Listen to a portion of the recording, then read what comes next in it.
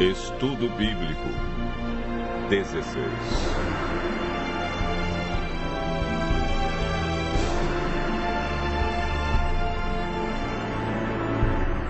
O mandamento esquecido.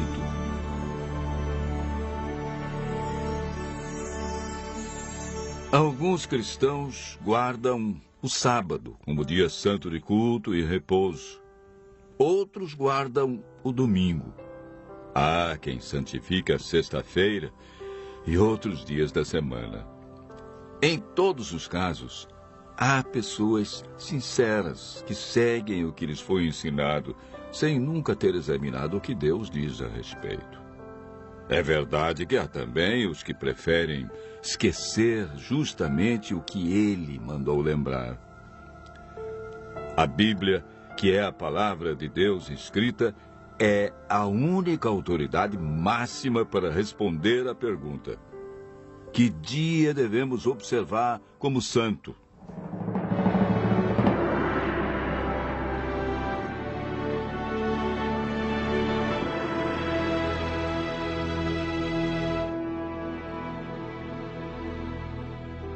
Deus criou o mundo em 6 dias, de 24 horas, e no 7º dia descansou.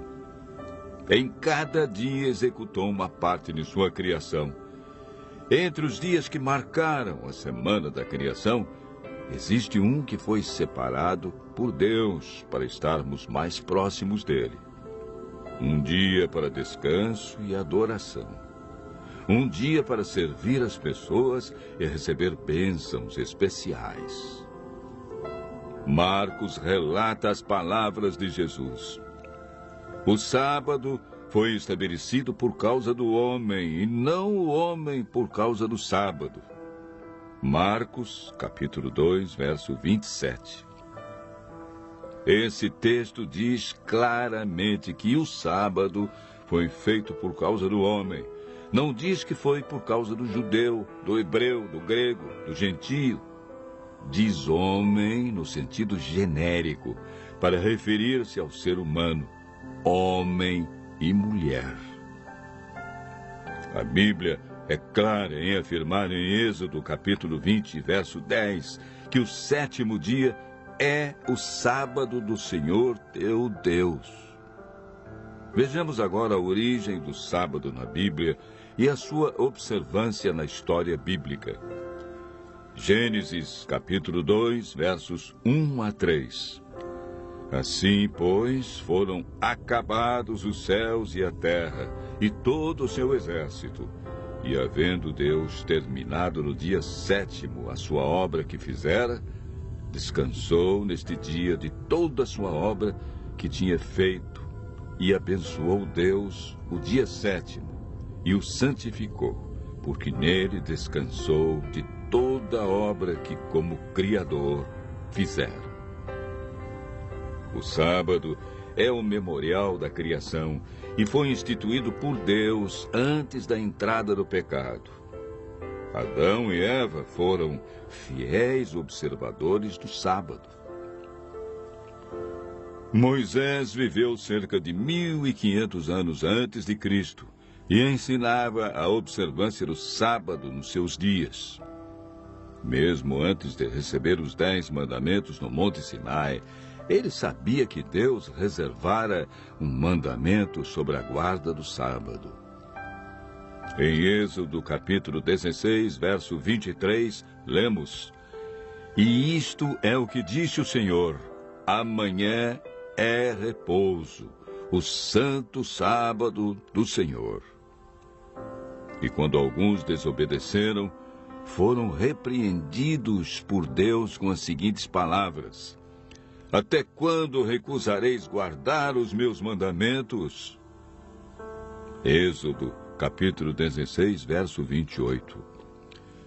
O profeta Isaías, que viveu cerca de 700 anos antes de Cristo, afirmou e declarou sobre o dia de adoração: Se desviares o pé de profanar o sábado e de cuidar dos teus próprios interesses no meu santo dia, se chamares ao sábado deleitoso e santo dia do Senhor, digno de honra, e o honrares, não seguindo os teus caminhos, não pretendendo fazer a tua própria vontade, nem falando palavras vãs. Portanto, o profeta Isaías ensinou a validade do quarto mandamento. Isaías, capítulo 58, verso 13. Através do profeta Jeremias, Deus confirmou em seus dias a validade do sábado. Se deveras me ouvirdes, diz o Senhor, não introduzindo cargas pelas portas desta cidade no dia de sábado, e santificardes o dia de sábado, não fazendo nele obra alguma. Jeremias, capítulo 17, verso 24. Ezequiel apresenta o sábado como sinal do Deus verdadeiro. Também lhes dei os meus sábados para servirem de sinal entre mim e eles, para que soubessem que eu sou o Senhor que os santifica. Santificai os meus sábados, pois servirão de sinal entre mim e vós, para que saibais que eu sou o Senhor, vosso Deus. Ezequiel 20, versos 12 e 20. Por todo o Antigo Testamento, podemos observar a insistência dos profetas quanto à fidelidade ao quarto mandamento. Mas o que ensina o Novo Testamento quanto à observância do sábado?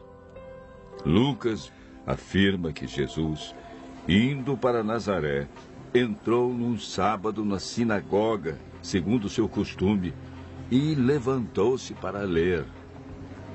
Ele também registra a experiência das mulheres que seguiam a Jesus. Era o dia da preparação e começava o sábado. As mulheres que tinham vindo da Galiléia com Jesus viram o túmulo e como o corpo fora ali depositado. E no sábado descansaram, segundo o mandamento. Lucas 23, versos 54 e 55. Mesmo após a morte de Cristo, elas obedeceram ao quarto mandamento, pois Jesus não havia ensinado nada diferente. Os apóstolos mantinham também o costume de Jesus. Atos, capítulo 17, verso 2, diz: Paulo, segundo o seu costume, foi procurá-los e por 3 sábados arrazoou com eles acerca das Escrituras. Mesmo onde não havia sinagoga, ele adorou a Deus no sábado. Atos, capítulo 16, verso 13. Quando em Corinto, Paulo, durante 1 ano e 6 meses, isto é, 78 sábados, não mudou seu dia de adoração, nem o costume de ir à igreja aos sábados. Atos, capítulo 18, versos 4 e 11.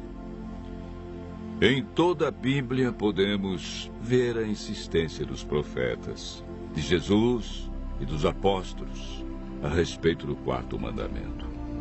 Ao povo de Deus cabia a responsabilidade de ensinar entre as nações o sábado como o verdadeiro dia de adoração, uma das exigências de Deus expressa nos 10 mandamentos.